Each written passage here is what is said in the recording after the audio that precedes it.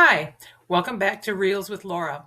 I love teaching confirmation and I really do want everyone else who teaches it to love it too. It's a great reward when you can love doing something like that. Today is part 2 of classroom management. More about problems with individual student behaviors than the whole class issue. Remember to always keep your purpose and goal in mind as you think about how you want to manage your students, and that it's all about being firm but fair. We don't stop kids from misbehaving. We try to manage our class by our own behavior and our own classroom choices. But when we talk about individual problems, I like to talk about the constant disruptors. We know who they are. They're the chatters. We know who the chatters are. We may have been one of them. And they're just the kids who just don't stop chatting with their neighbors. And you can ask them if they need to move or step outside into the hall. Either of those choices moves their seat. And it never hurts to have a desk or a small table for those who struggle sitting next to others to go sit separate from them for a while. They can always move back to the class when you do some activities, but when taking notes, they might focus a little bit better. I always tell students that they won't have a seating chart unless they prove to me they need one. But sometimes, even our confirmation classes, there are some kids who can't sit next to each other, and you have to tell them you just can't sit together anymore. Bottom line. If you have a lot of kids, you might want to set up a seating chart, especially if many of them are chatty. Then there are the squirrels. Every once in a while, you'll have a student who fidgets. And it seems like more and more kids have ADHD these days. And sometimes it's that, or sometimes it's that they've been in school all day and your class just makes that day longer. They don't get a big break in between school and confirmation. And some may have trouble sitting still, listening, and processing. So there could be a multiple issues there. Before class, if you have one of those, try giving them a paper clip. Just one of the large ones will do. And they fidget with that in one hand, and they can take their notes with the other hand. And that sometimes it's odd, but it works. I don't know why. But sometimes keeping a hand busy helps them focus with their mind and their other hand. You may also want to chat with the parents to see if this is a problem in school. They'll have some suggestions. And I've had a few who needed to adjust their medication because it needed to go a little bit longer on Wednesdays or whichever day you have confirmation. So think about that. Another one is the gigglers. There's always a girl somewhere who is your class. You won't have one every year, but you'll get a giggler. You'll get a giggler. And once in a while, you'll have the one who seems to get the giggles or something similar. I don't know if it's sitting next to the friend or what. It's usually a girl. If necessary, ask her to step outside for a moment to pull herself together. Sometimes getting out of the room for 30 seconds is all it takes for the giggles to subside. If this happens often, which sometimes it does, but it may only take a teacher giving a look or quietly asking, do you need to step outside? Kids don't really want to step outside most of the time. They don't like all of that attention. And the student will maybe straighten up on her own and not need to leave. The important thing is to not let the giggling disrupt the whole class and not let her leaving become a habit or attention-seeking behavior. The next one is the power struggle. Oh, teachers should never get in a power struggle with a student. Doesn't matter if they're in fourth grade or teenagers. But every once in a while, you'll get a student who really likes to argue with the adults. It is kind of their age. They're learning how to debate and stuff. They may try and talk you out of things. But it's not, a power struggle is not a good idea. The most important thing is to stay calm. They will bait you. Don't step in. Don't step in. This is never about the teacher. Even if they say something about the teacher, well, you always no, no. This is the reality right now. You have two choices. You can do this, or you can do this. And sometimes all it is you can sit here, or you can sit there. You can't sit with so and so who you keep talking with or arguing with, or whatever the case may be. You can sit here or there. You can work with this person or that person. Keep it simple, firm, but fair. If you need to use that, get a poster and put that up there. Remind yourself, firm but fair. The other thing that I have done in the past is the hall talk.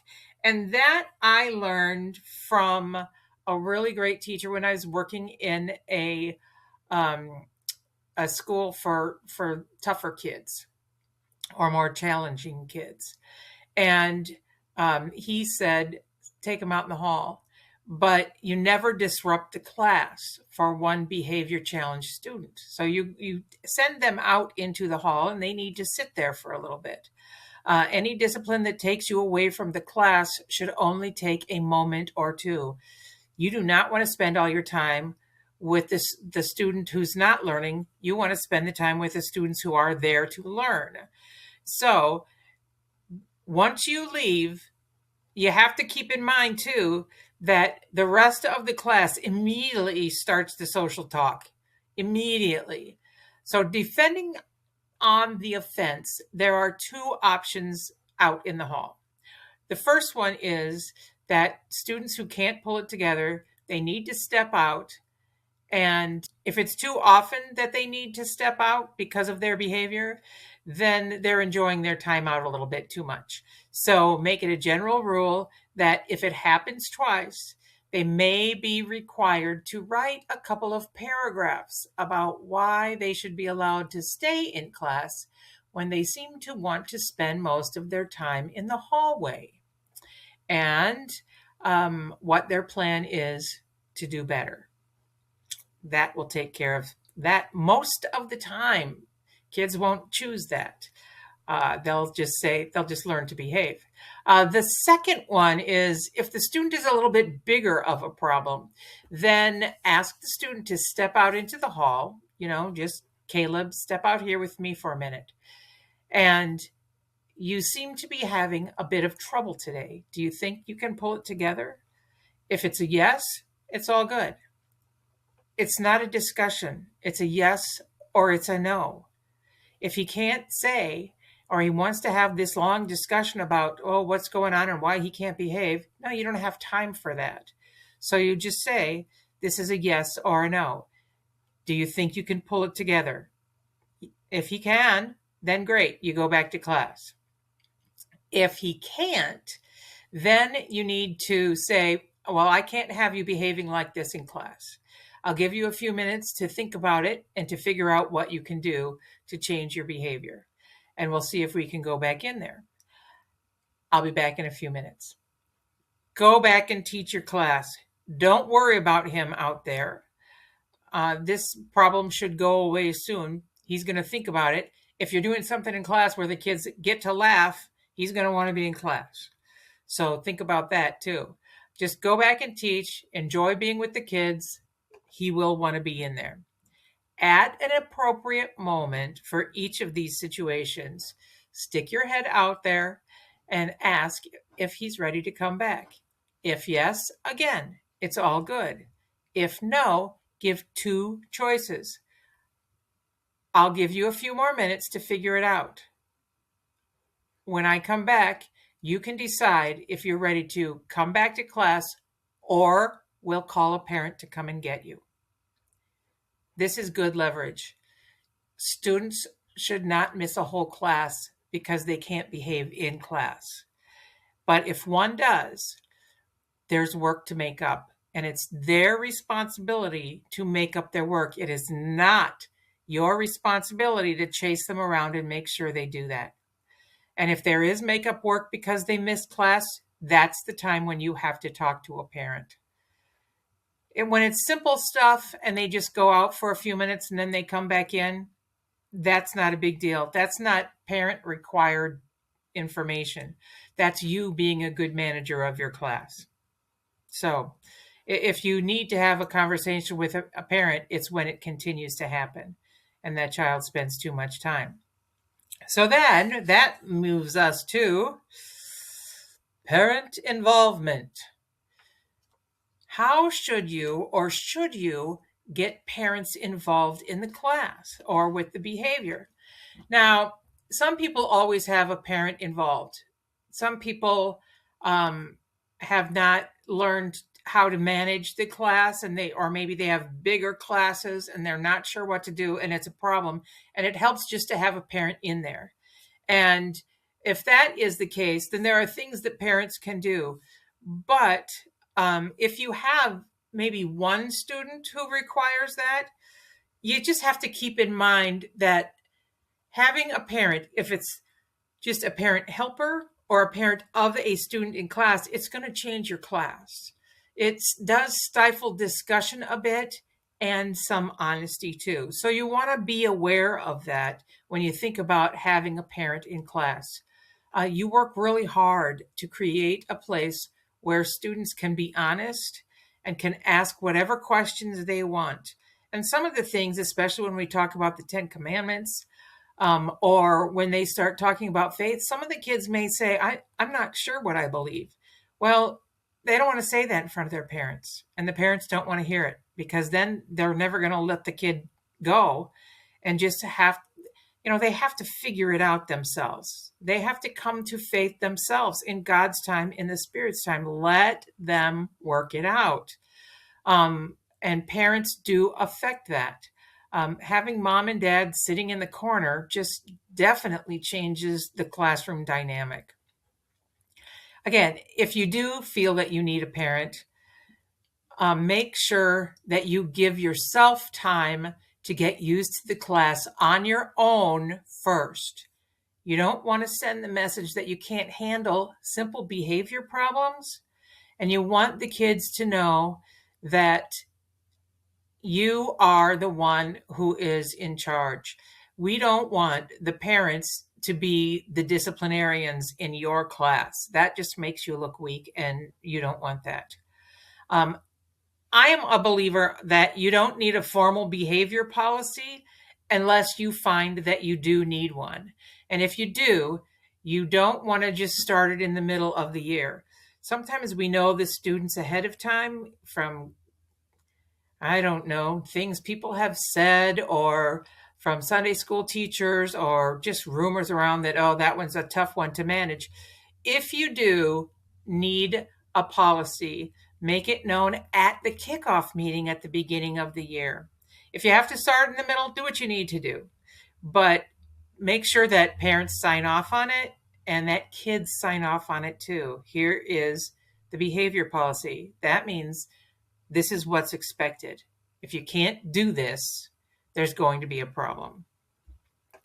If you do have a consistent problem with a student during class, you can let a parent know without making it a big deal. I've done this a couple of times. It works like a charm. Go ahead and wait for the child to be picked up and, make small talk with the parent. And when it's finally time to go, you can either try a quick comment as the parent walks out, or as the parent drives away, you can walk them right up to the car. All you have to do is say something like, "Bye, Caleb. Hopefully things will work out better for you next week. See you Sunday." Be super positive. But with that, the parent conversation starts in the car. And then probably the next week, the child will not behave the same way again. And here's the tough part. Sometimes the problems persist, and it's the very last resort. But you need to sit down with the parents and the student and let them know that valuable information is being missed due to the child's behavior. Nobody wants to do this. If another conference later is warranted, then you have to let them know that the child's behavior is causing them to sit out most of the class in the hall or just to miss a lot of information. Make sure that you have your checklists up to date so that you can show them what the child has missed. Most likely, this child has not completed a lot of work. And so you need to make sure you can show the parents what that is, and with memory work too. You know, these are requirements for a program for a reason, and they have to do them. The only time that we change requirements for a student is not behavior. It will be a learning challenge of some kind, but it's not behavior. Not being able to behave in class is not a reason to not have to do work. It's just a way to make life easier for the teacher. Also, if the problem persists, then first you need to watch the accountability reel, because it talks about when you have to have the hard conversation about maybe a child isn't ready for confirmation yet. And don't just assume there, watch the reel. All right, friends, I know that's ending on a bit of a downer. So what makes classroom management easier? When kids learn to behave. That's when classroom management becomes much easier and class becomes so much fun. When kids can self-discipline and self-manage, everybody wins. So there you go. It takes work. It's like raising a child, I'm telling you. But they get used to your class. They get used to your style. They get used to everything. They're kids, very adaptable. All right, that is the last reel that I have for classroom management. And don't forget, they're on my website. They are posted on Facebook, not on Instagram, and they are on YouTube. You can watch them in any order, but please watch the first one first. Share them with a friend. Stay tuned for parents and the kickoff meeting. Also, I'll be talking about leading discussions and class schedules and giving notes. I love that one.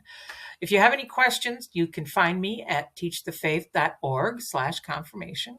And until then, may the Spirit of God work through us to be the best teachers of the faith we can be for the kids, for us, for the church, and for the world. And may they grow in God's truth and grace.